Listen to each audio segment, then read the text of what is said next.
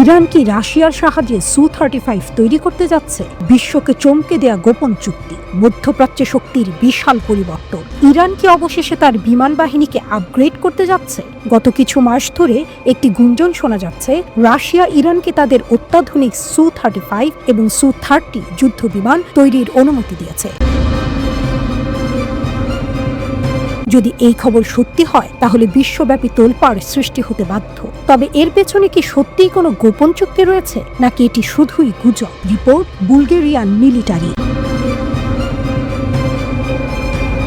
Russia ও ইরানের সম্পর্ক এবং সামরিক শক্তি। রাশিয়া ও ইরানের সম্পর্ক আরও গভীর হয়েছে, বিশেষ করে 2022 সালে ইউক্রেনে রাশিয়ার আক্রমণের পর থেকে দুই দেশের মধ্যে সামরিক সহায়তা এবং সহযোগিতা বৃদ্ধি পেয়েছে। ইরান রাশিয়াকে ড্রোন ও ব্যালিস্টিক ক্ষেপণাস্ত্র সরবরাহ করেছে, যা রাশিয়ার ইউক্রেন যুদ্ধে কার্যকর ভূমিকা রেখেছে। এর মধ্যে ইরান ও রাশিয়া একে অপরকে সামরিক ও প্রযুক্তিগত সহায়তা দিতে আগ্রহী। এ কারণে অনেকেই ধারণা করছেন যে সু-35 এবং সু-30 যুদ্ধ বিমান উৎপাদন করতে সাহায্য করতে পারে।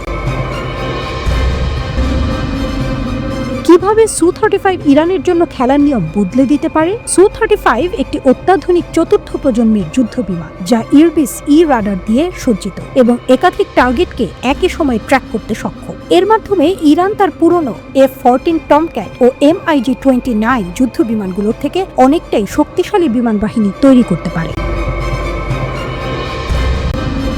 সু-35 এর বৈশিষ্ট্য: ইরবিস রাডার। এই রাডারটি 400 কিলোমিটার পর্যন্ত লক্ষ্যবস্তু ট্র্যাক করতে পারে। বহুমুখী অস্ত্র ব্যবস্থা: সু-35 বিভিন্ন ধরনের আধুনিক অস্ত্র বহন করতে পারে, যা এটি যুদ্ধক্ষেত্রে অত্যন্ত সক্ষম করে তোলে। অতি উচ্চগতি ও স্টেলথ প্রযুক্তি: সু-35 দ্রুত গতিতে শত্রুর এলাকা পেরিয়ে যেতে পারে এবং ঘূর্ণনশীল আক্রমণে পারদর্শী।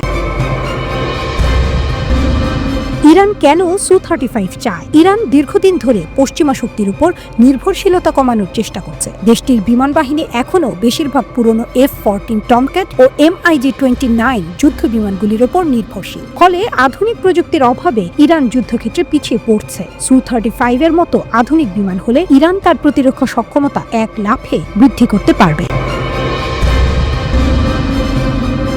রাশিয়ার কোন গোপন পরিকল্পনা রয়েছে? রাশিয়া কি সত্যিই ইরানকে সু-35 এবং সু-30 তৈরির লাইসেন্স দিচ্ছে? বেশ কিছু সূত্র দাবি করছে যে রাশিয়া ইরানকে 48 থেকে 72টি সু-35 এবং কিছু সু-30 যুদ্ধ বিমান তৈরির অনুমোদন দিয়েছে।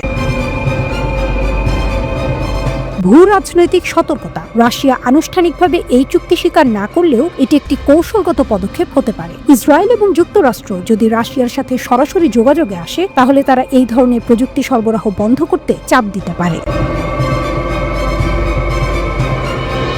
এখন পর্যন্ত রাশিয়া বা ইরান কেউই আনুষ্ঠানিকভাবে এই চুক্তির ব্যাপারে কোনো তথ্য প্রকাশ করেনি। এর পেছনে দুটি কারণ থাকতে পারে। প্রথমত, রাশিয়া শত্রুদের কাছে তথ্য ফাঁস হওয়ার আগে সমস্ত প্রস্তুতি নিতে যাচ্ছে। দ্বিতীয়ত, ইরান সরকার নিজেকে প্রস্তুত রাখছে যাতে আঞ্চলিক শক্তি হিসেবে আরও শক্তিশালী হয়ে উঠতে পারে।